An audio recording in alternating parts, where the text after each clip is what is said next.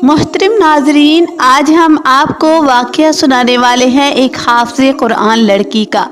उस हाफ़िज़ कुरान लड़की को कब्र में सांप के साथ दफन कर दिया गया। आखिर उस लड़की ने ऐसा कौन सा गुनाह किया था जिसकी उसको इतनी बड़ी सज़ा मिली। इस वाक़े को जानने के लिए हमारे साथ रहिएगा। बिस्मिल्लाहिर्रहमानिर्रहीम। मोहतरम नाजरीन, ये वाक़या हम उस लड़की के शोहर की ज़बानें सुनते हैं। मेरी अम्मी कहने लगी कि ज़ीशान, मैं चाहती हूँ कि अब तुम्हारी शादी कर दी जाए। मैं बोला, मैं भी यही चाहता हूँ। पिछले कई दिनों से मैं आपसे ये बात कहना चाहता था, मगर लिहाज आड़े आ जाता था। आपने ये बात कहकर मेरी मुश्किल आसान कर दी है।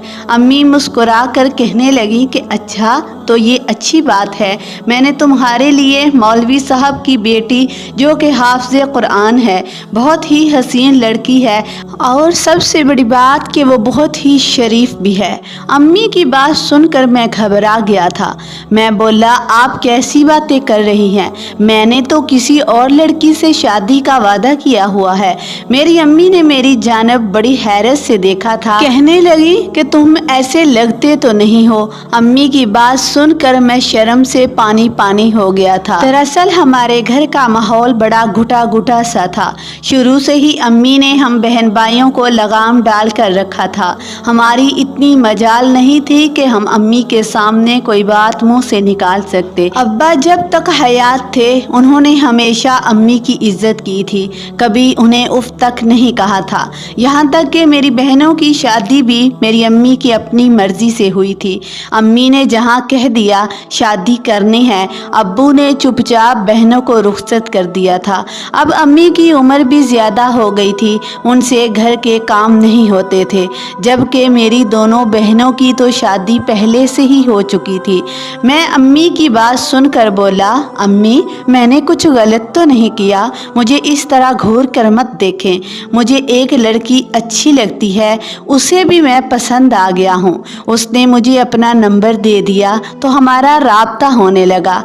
मैंने उससे कहा था कि मैं तुमसे शादी करूँगा। अब उस लड़की की बहुत रिश्ते आ रहे हैं, वो बहुत ज़्यादा परेशान रहती है। खुद मुझसे कहा है कि मेरा रिश्ता ले आओ, इससे पहले कि मेरी वालदा मेरी शादी किसी और लड़के से कर दे। अम्मी ने मेरी सारी बातें बड़े गौर से सुनी थी। फिर जब मैंने चुप हुआ तो कहने लगी कि ज़ीशान, जो लड़की अपने वालिदैन को धोखा देकर तुमसे बात कर सकती है, तुम उस पर कैसे एतबार कर सकते हो? मैं बोला, अम्मी, मैं आपकी बात नहीं समझा। अम्मी मुस्कुरा कर बोली, अकल की बात तुम लड़कों को समझ नहीं आती या जानबूझकर अनजान बन जाते हो। मेरी बात समझने की कोशिश करो। एक लड़की को तुम अच्छे लगे तो उसने अपने वालिदैन की इज्जत के मुतल्लक भी नहीं सोचा और तुमसे बात करने लगी। तुम्हारी शादी जब उससे हो जाएगी और उसे कोई दूसरा लड़का पसंद आ जाएगा तो क्या वो तुम्हारी इज्जत के बारे में सोचेगी? नहीं ना। मैं बोला, अम्मी, मेरे साथ बात करने से उमैरा के वालिदैन की इज्जत तो नहीं चली गई, फिर आप ये सब क्यों कह रही हैं? अम्मी कहने लगी, बिल्कुल, कल कला को तुम अपनी बीवी को किसी दूसरे लड़के के साथ बात करते हुए रंगे हाथों पकड़ लोगे तो वो तुमसे कहेगी कि बात ही तो की है, इससे तुम्हारी इज्जत तो नहीं चली गई। ज़ीशान, तुम्हें एक बात बताती हूँ, हराम को शैतान हमेशा बहुत खूबसूरत करके पेश करता है। औरत को एक बार हराम की आदत पड़ जाए तो हलाल उसे हजम नहीं होता।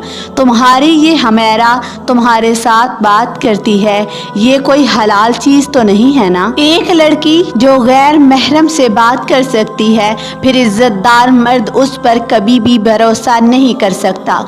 तुम काम पर भी जाओगे तो तुम्हारा ध्यान अपनी बीवी में ही रहेगा, और फिर मज़े की बात यह है कि वो तुम्हें धोखा दे भी देगी तब भी तुम्हें वो कानो कार खबर नहीं होने देगी। क्यों? क्योंकि वो तो इस सब की आदी हो चुकी है। ज़ीशान, अगर तुम्हारी जगह मैं होती तो ऐसी लड़की के साथ कभी भी शादी ना करती। ठीक है, दोस्ती तक तो बात समझ में आती है, मगर इससे ज़्यादा भरकर और कुछ नहीं मैं समझ सकती। मौलवी साहब की बेटी शरीफ है, हाफ़िज़ कुरान है, हयादार है, है। अगर तुम उसे घर पर छोड़कर 5-6 साल के लिए मुल्क से बाहर भी चले जाओगे ना, तभी भी कोई बात नहीं होगी। वो तुम्हारी गैर मौजूदगी में तुम्हारी इज्जत की हिफाजत ही करेगी। प्यार तो आने जाने की चीज़ है, मगर इज्जत एक बार गई तो बस गई। इतना कहकर अम्मी उठकर अपने कमरे में चली गई थी, जबकि मैं उनकी बातों को सोचता रह गया था। अम्मी जो कह रही थी उन बातों ने मुझे झंझोर कर रख दिया था। ठीक ही तो कह रही थी। अम्मी ने मुझे कुछ दिन सोचने के लिए दिए थे। इस दौरान उन्होंने एक बार भी मेरी शादी का नाम नहीं लिया था, मगर मैं इन बातों को अपने जहन से झटक नहीं पा रहा था। उनकी एक एक बात में सदाकत थी। 3 दिन गुजर गए थे, मगर इस दौरान मैंने एक बार भी हुमैरा को फ़ोन नहीं किया था। वो मुझे फ़ोन करती थी तो मैं उसकी कॉल को काट दिया करता था। चौथे दिन मैंने खुद ही उमैरा को फ़ोन किया और उससे कहा कि उमैरा, अपने वालिदैन की बात मानकर उनकी पसंद से शादी कर लो। मैंने भी अपनी अम्मी के आगे हथियार डाल दिए हैं और उन्होंने मेरे लिए जो लड़की पसंद की है मैं उसी से ही शादी करूँगा। ये सुनने की देर थी तो उमैरा हैरान रह गई और कहने लगी कि ज़ीशान, बेहुदा मजाक है, उल्टी सीधी बातें मत करो, मेरा दिल बैठ जाएगा। पहले जब वो ऐसी बातें करती थी तो मेरा दिल दुख जाया करता था, मगर इस बार मुझे उसकी तकलीफ़ का एहसास नहीं हो रहा था। न जाने मैं पत्थर दिल कैसे बन गया था। तुम्हें इस बात को समझना पड़ेगा कि हमारी तकदीर में एक होना नहीं लिखा। मैं कभी भी तुम्हें नहीं मिल पाऊंगा। हर इंसान की कोई ना कोई मजबूरी होती है, बस फिर यही समझ लो कि ये मेरी मजबूरी है। ये तल्ख हकीकत है, इसे तस्लीम करना पड़ेगा। हम दोनों एक नहीं हो सकते। मैं अपनी बूढ़ी माँ का दिल नहीं दुखा सकता। उमैरा के रोने की आवाज़ें मुसलसल आ रही थी। फिर वो कहने लगी, अच्छा तो मेरा दिल दुखा सकते हो ना। मैं बोला, मैं उस औरत को तकलीफ़ नहीं दे सकता जिसने मुझे जन्म दिया। तुम समझदार लड़की हो, मुझे उम्मीद है कि तुम मेरी मजबूरी को समझ जाओगी। वो फूट फूट कर रोती रही और बोली, तुम्हें खुदा का वास्ता है ज़ीशान, मुझे मत छोड़ो, मैं तुम्हारे बगैर नहीं रह सकती। तुम कहो तो मैं तुम्हारे घर आकर तुम्हारी वालदा के पाँव पकड़ लूँगी, लेकिन मेरे लिए ऐसा फैसला मत करो। मैं तुम्हारे बगैर कैसे रहूँगी। मैंने उससे कहा कि उमैरा, अब रोने धोने का कोई फ़ायदा नहीं, फैसला हो चुका। आज के बाद ना तुम कभी मेरे साथ राब्ता करना और ना ही मैं तुम्हारे साथ राब्ते में रहूँगा। हमारा साथ बस इतना ही था। ये कहकर मैंने फ़ोन काट दिया था। मुझे एहसास था कि मैंने हुमैरा का दिल तोड़ दिया है, लेकिन अम्मी की बात भी सच थी। मोहब्बत तो फिर भी मिल सकती है, लेकिन इज्जत एक बार चली गई तो फिर बस चली गई, वो हमेशा के लिए चली जाती है। उमैरा को फ़ोन करने के बाद मैं अम्मी के पास जाकर बैठ गया था। मैंने अम्मी से कहा कि मैं आपकी पसंद की हुई लड़की से शादी करने के लिए रजामंद हूँ। मैंने अपनी हुमैरा का दिल तोड़ दिया है। अम्मी ने जब ये बात सुनी तो उठकर खड़ी हो गई। उन्होंने मेरे सर पर बोसा दिया और कहा कि तुमने अपने लिए बेहतरीन फैसला किया है। औरत से ही औलाद की तरबियत होती है और इंसान को अपनी नस्ल चलाने के लिए किसी ऐसी लड़की के साथ शादी नहीं करनी चाहिए। तुम्हारी शादी मौलवी की बेटी से होगी जो हाफ़िज़ कुरान है। यकीन जानो वो तुम्हारी दुनिया और आखिरत दोनों बना देगी। मैं मुस्कुरा दिया। चंद दिन के बाद अम्मी मेरे लिए मौलवी साहब की बेटी का हाथ मांग आई थी।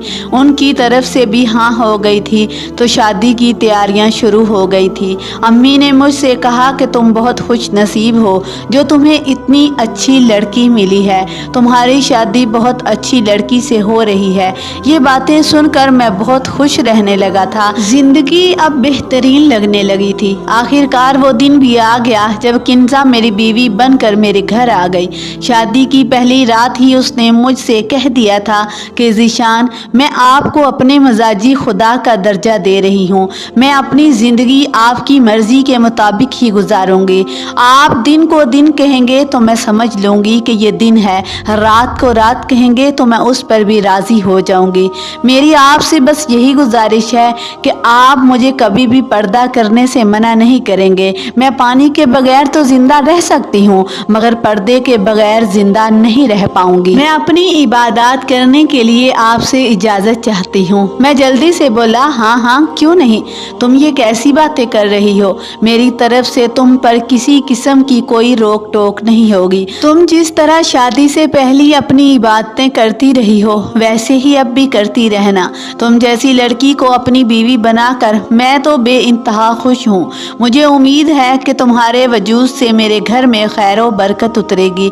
वो मुस्कुरा रही थी। अम्मी ने जो कहा था वो सच साबित हो रहा था। किंजा बहुत ही अच्छी लड़की थी, मेरी हर पसंद का ख्याल रखती। वो मेरी अम्मी की इज्जत करती थी, हर काम में उनके साथ हाथ बटाती, मेरे लिए भी हर वक्त हाजिर रहती थी। जब मैं काम से लौट कर घर वापस आता तो हमेशा मुस्कुरा कर मेरा इस्तकबाल करती थी। वो मुझे अच्छी लगने लगी थी। पहले तो बस मैंने अम्मी के कहने से उसके साथ शादी कर ली थी, लेकिन अब उसको दिल से मैं चाहने लगा था। और सबसे बड़ी बात ये थी कि किंजा के आने की वजह से मेरी ज़िंदगी पर कोई असर नहीं पड़ा था और ना ही मेरी आज़ादी में कोई फ़र्क आया था, बल्कि मुझे पहले से ज़्यादा छूट मिल गई थी। पहले तो अम्मी घर में अकेली होती थी, इस वजह से मैं कहीं आ जा नहीं सकता था, लेकिन अब मेरी बीवी उनके पास हमेशा घर में होती और मैं अपने दोस्तों के साथ आउटिंग पे चला जाता था।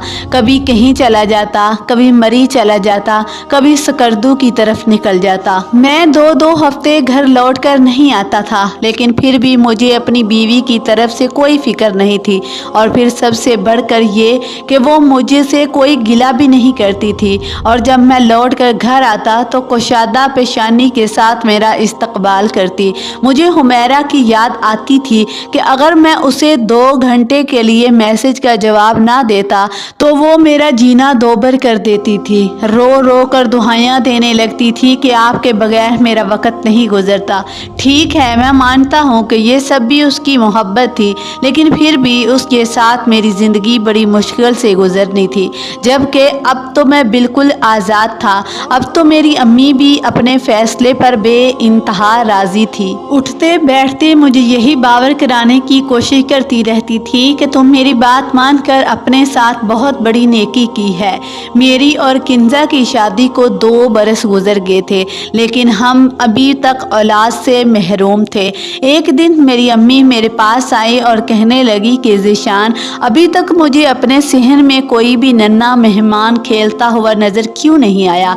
ये तुम दोनों की प्लानिंग है या अल्लाह की रज़ा है? मैं बोला, अम्मी ये तो बस अल्लाह की तरफ से है, हमने तो ऐसा कुछ नहीं सोच रखा। अम्मी कहने लगी, मुझे तो दादी बनने का बहुत ज़्यादा शौक़ है। मैं अम्मी की बात सुनकर खामोश रह गया था। फिर अम्मी ने एक दिन किंजा से कहा कि अपने शोहर को लेकर अभी के अभी डॉक्टर के पास जाओ। अल्लाह ने मर्ज से पहले इसकी दवा को तख्लीक किया है। अगर खुदा ना ख्वास्ता तुम में या मेरे बेटे में कोई भी मसला हो तो डॉक्टर की दवा से हमारे घर औलाद हो जाएगी। मेरी बीवी ये मसला लेकर मेरे पास आई और कहने लगी कि ज़ीशान, अम्मी हमें डॉक्टर के पास भेजना चाहती हैं, आप इस चीज़ के लिए तैयार हैं? मैं बोला, हाँ, मुझे भी औलाद की ज़रूरत है। मैं तुम्हारे साथ डॉक्टर के पास जाने के लिए रजामंद हूँ। मेरी बात सुनकर किंजा हैरान रह गई थी। वो कहने लगी कि आपने मुझसे पहले कभी भी औलाद का तज़किरा क्यों नहीं किया? मैं बोला, मैंने तुम्हारे साथ शादी भी इसलिए की थी क्योंकि मैं एक नेक औरत से अपनी नस्ल को परवान चढ़ाना चाहता था। मुझे ये था कि औरत नेक हो तो औलाद भी नेक होती है। किंजा कहने लगी, ठीक है, मैं आपके साथ डॉक्टर के पास जाने के लिए तैयार हूँ। हम दोनों डॉक्टर के पास गए। उसके बाद इलाज का एक तवील सिलसिला निकल खड़ा हुआ था। हम अब कभी किसी डॉक्टर के पास जा रहे थे तो कभी किसी के पास। 1 साल के इलाज के बाद भी अभी तक हमें औलाद की नेमत से अल्लाह पाक ने नहीं नवाजा था।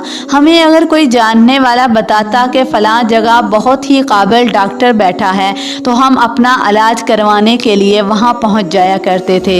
इस दौरान अम्मी तल्ख भी हो गई थी। वो उठते बैठते किंजा کنزا کو باتیں سنانے لگی تھی، مگر اس نے کبھی بھی اف تک نہیں کیا تھا۔ وہ اس سارے عرصے کے اور یہی کہتی تھی کہ مجھے اپنے اللہ سے اچھا گمان ہے، مجھے امید ہے کہ وہ مجھے بہت جلد اولاد دے دے گا۔ یوں ہی وقت گزرتا گیا۔ ایک دن مجھے میرے دوست نے بتایا کہ تم ایک بہت ہی قابل لیڈی ڈاکٹر بیٹھی ہے اسلام آباد، وہاں جاؤ اور جا کر اپنا علاج کرواؤ، مجھے امید ہے کہ تمہارے ہاں اولاد ہو جائے گی۔ میں نے یہ بات آ کر امی سے کہی تو امی نے کہا کہ اگر ایسی بات ہے تو ہم اپنی بیوی کو لے کر آج شام اسلام آباد کے لیے روانہ ہو جاؤ۔ میں نے کنزا کو تیار ہونے کا کہا اور پھر ہم اسلام آباد چلے گئے۔ وہاں ڈاکٹر نے جو مجھے بات بتائی اسے سن کر مجھے ایسا لگا جیسے زمین و آسمان کی گردش رک سی گئی ہو۔ ڈاکٹر نے کہا تھا کہ میں دوسرے ڈاکٹروں کی طرح آپ کا وقت ضائع نہیں کروں گی۔ میں جانتی ہوں کہ کچھ ڈاکٹرز اپنے پیسے بنانے کے لیے مریضوں کو دوائیوں پر دوائیاں کھلاتے رہتے ہیں، مگر میں ایسا نہیں کروں گی۔ جو حقیقت ہے وہ میں آپ کو بتانے جا رہی ہوں۔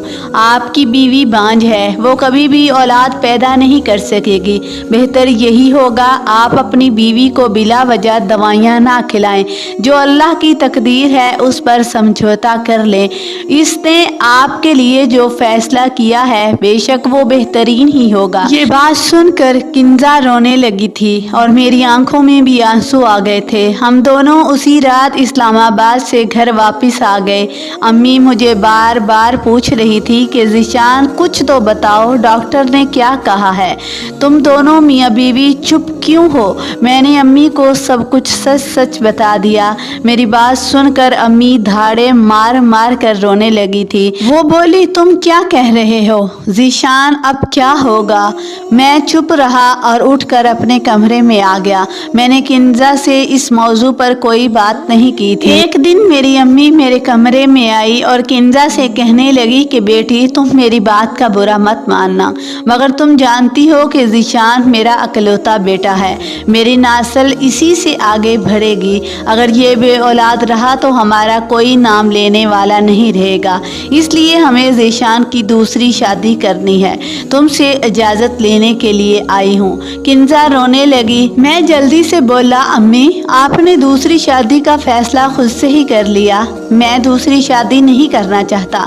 اگر میری قسمت میں اولاد ہوتی تو میری پہلی بیوی سے ہی ہو جاتی، میں دوسری شادی نہیں کروں گا۔ امی نے میری جانب گھور کر دیکھا اور کہنے لگی کہ ذیشان تم یہ بات سمجھنے کی کوشش کرو کہ تم میں کسی قسم کا کوئی نقص نہیں ہے۔ اگر تم شادی کرو گے تو تمہارے ہاں اولاد ہو جائے گی، تم مجھے دادی بننے کی خوشخبری سنا دو گے۔ میں نے صاف انکار کر دیا تھا اور بولا امی دوسری شادی کسی قیمت پر نہیں کروں گا۔ اللہ کے فضل سے میری زندگی میں بہت سکون ہے، میں دو بیویاں ایک گھر میں نہیں رکھ سکتا، ان کی لڑائی جھگڑے سے میری زندگی خراب ہو جائے گی۔ لیکن امی ہر وقت مجھ پر زور ڈالتی رہتی تھی کہ میں دوسری شادی کر لوں اور میں ہر بار انہیں انکار کر دیا کرتا تھا۔ میری امی دوسری شادی کا ارمان لیے دل میں اس دنیا سے رخصت ہو گئی۔ امی کے جانے کے بعد میرا گھر بڑا ہی سونا سونا سا ہو گیا، مجھے ہر وقت تنہائی محسوس ہوتی تھی۔ اب تو میری حافظ قرآن بیوی بھی اداس اداس رہنے لگی۔ ایک دن مجھے آ کر کہنے لگی کہ ذیشان اگر آپ اولاد کی خاطر دوسری شادی کریں گے تو مجھے کوئی اعتراض نہیں ہوگا اور نہ ہی میں آپ کو یہ کام کرنے سے روکوں گی۔ میں نے بولا کہ نہیں، میں دوسری شادی نہیں کرنا چاہتا۔ تو کنزا کہنے لگی کہ ہم دونوں اس گھر میں تنہا رہتے ہیں، ہر جانب اداسی ہی اداسی ہے، آپ بتائیں ہمارا بڑھاپا کیسے گزرے گا؟ میں بولا تم کہنا کیا چاہتی ہو؟ کنزا نے کہا اگر آپ اجازت دیں تو میں بچہ اڈاپٹ کرنا چاہتی ہوں، میری ممتا کو سکون مل جائے گا۔ یہ بات سن کر میں کچھ لمحوں کے لیے خاموش ہو گیا اور بولا اس دنیا میں بہت سے ایسے لوگ بھی موجود ہیں جن کے پاس اولاد نہیں ہے مگر وہ زندگی بسر کر رہے ہیں۔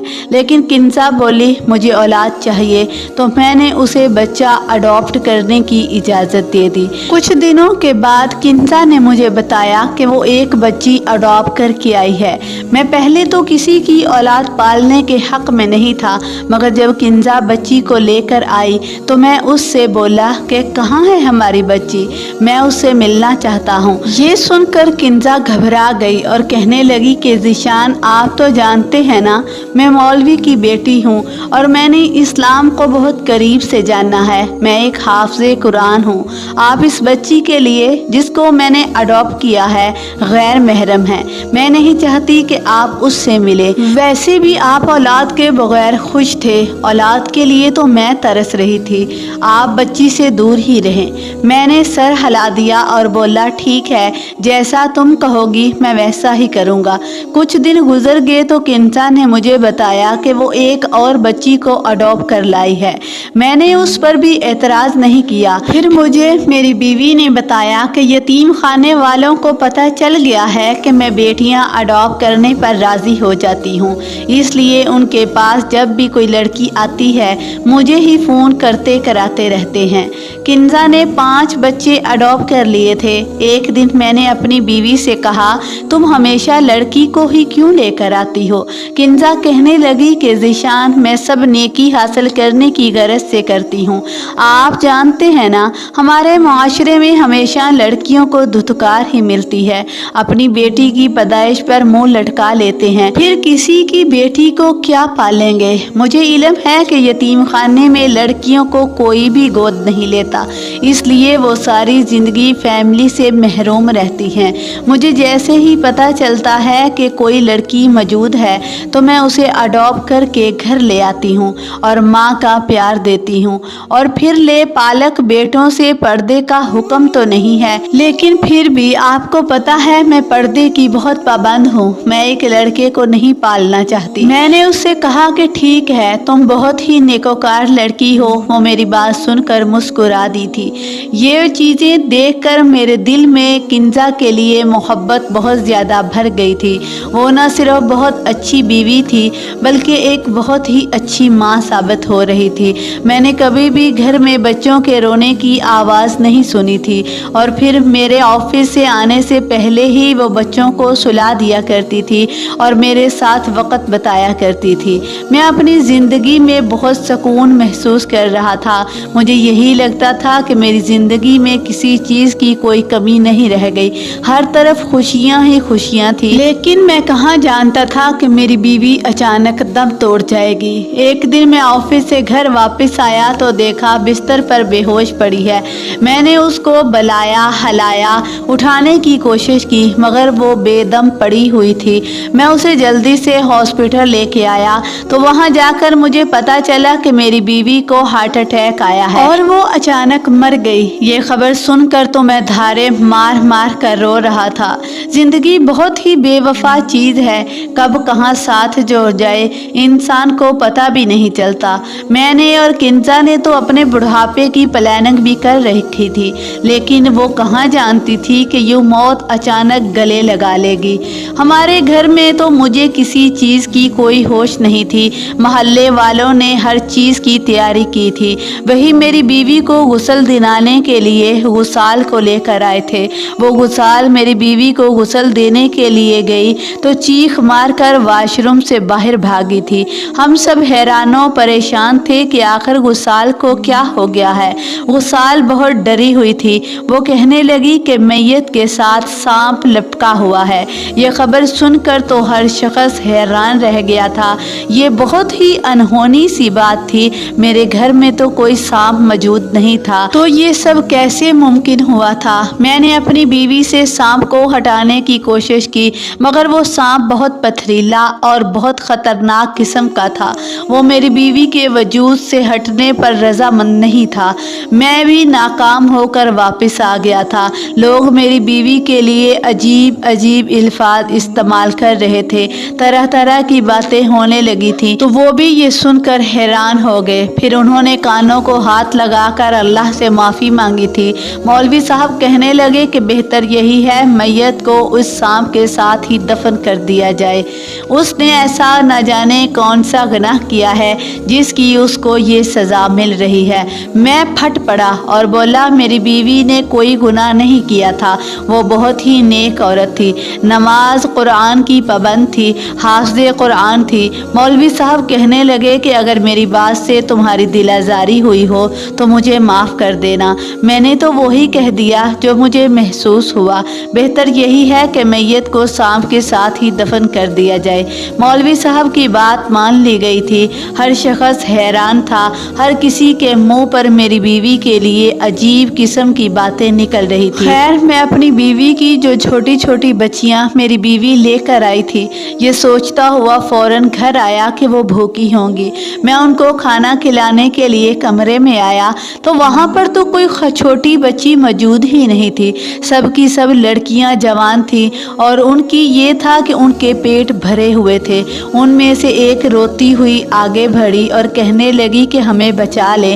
آپ کون ہیں؟ آپ ذیشان ہیں نا، کنزا کے شوہر۔ وہ بہت بری عورت ہے، ہمیں دارالایمان سے یہ کہہ کر یہاں لائی تھی کہ ہم آپ کو ہنر سکھائیں گے اور تم سب کو پیروں پر کھڑا کر دوں گے، مگر اس نے تو یہاں غلط کام کرنا شروع کر دیے۔ اس نے ہم پانچوں لڑکیوں کو امیر بے اولاد جوڑوں کو لیے اولاد پیدا کرنے کے لیے استعمال کیا۔ ایک دن میں نے کنزا کو اللہ کے عذاب سے ڈرایا تو وہ ہنسنے لگی اور کہنے لگی میرا باپ مولوی تھا، میں حافظ قرآن ہوں، مجھے یہ سب معلوم ہے، مگر مجھے کسی بات پر بھی یقین نہیں ہے۔ میں مرنے کے بعد عذاب اور جنت جہنم کی بہت باتیں سن رکھی ہیں، مگر میں کسی بات پر یقین نہیں رکھتی۔ یہ سب مولویوں کی بنائی ہوئی باتیں ہیں۔ مرنے کے بعد انسان ختم ہو جاتا ہے، بس جو بھی ہے یہی زندگی ہے، مجھے اپنی یہ زندگی بھرپور انجوائے کرنی ہے۔ کنزا اپنے شوہر کے جانے کے بعد غیر لڑکوں کو گھر پر بلاتی تھی، ان کے ساتھ وقت گزارتی تھی اور ہم سے امیر جوڑوں کی اولاد پیدا کروانے کے عوض ان سے لاکھوں کے حساب سے پیسے لیا کرتی تھی۔ وہ عیش کرتی تھی اور اس نے ہمیں یہ بتایا تھا کہ وہ بانجھ نہیں تھی، بلکہ اس نے جان بوجھ کر اولاد پیدا نہیں کی تھی۔ وہ اپنی زندگی بچے پالنے میں صرف نہیں کرنا چاہتی تھی۔ اس نے ڈاکٹر سے پیسے کے عوض یہ کہلوایا تھا کہ وہ بانجھ ہے تاکہ اس کی جانب سے اس کی جان چھوٹ جائے۔ یہ سب باتیں سن کر میں دنگ رہ گیا تھا کہ میری بیوی ایک بری عورت تھی، اس نے مجھے اور میری ماں کو دھوکہ دیا تھا۔ وہ تو اسلام اور پردے کا مذاق بنا رہی تھی اور مرنے کے بعد ہونے والے عذاب کو جھٹلا رہی تھی۔ ضروری نہیں ہے کہ نیک والدین کی اولاد بھی نیک ہو۔ محترم ناظرین، حضرت نوح علیہ السلام کا بیٹا بھی تو نافرمان تھا۔ آج مجھے حمیرہ کی بہت یاد آئی اور مجھ سے محبت کرتی تھی، جبکہ میری بیوی نے مجھ سے کبھی محبت کی ہی نہیں تھی۔ اس نے میری عزت کی دھجیاں اڑا کر رکھ دی تھی۔ کاش حمیرہ کو دھوکہ نہ دیا ہوتا تو مجھے بھی اس طرح دھوکہ نہ ملتا۔ میں نے ان لڑکیوں کو اپنے گھر سے آزاد کر دیا تھا جنہیں میری بیوی نے اپنے گھر میں نظر بند کر رکھا تھا۔ اس نے غلط کام کر کے جو پیسہ بنایا تھا وہ پوری طرح سے اس کو خرچ بھی نہیں کر پائی تھی اور موت کی آغوش میں چلی گئی تھی۔ اس کی برائی رہ گئی تھی، عیش ختم ہو گئی تھی۔ استغفر اللہ۔ محترم ناظرین، ہمیں کنزا کے انجام سے یہی سیکھنا چاہیے کہ زندگی تو آنکھ جھپکنے سے پہلے ختم ہو سکتی ہے، اس لیے ہمیں کوئی بھی غلط کام کر کے اسے حسین بنانے کی کوشش نہیں کرنی چاہیے۔ اللہ کی رضا حاصل کرنے کی دعا کرتے رہنا چاہیے۔ اللہ پاک سے دعا ہے کہ اللہ پاک ہمیں عمل کرنے کی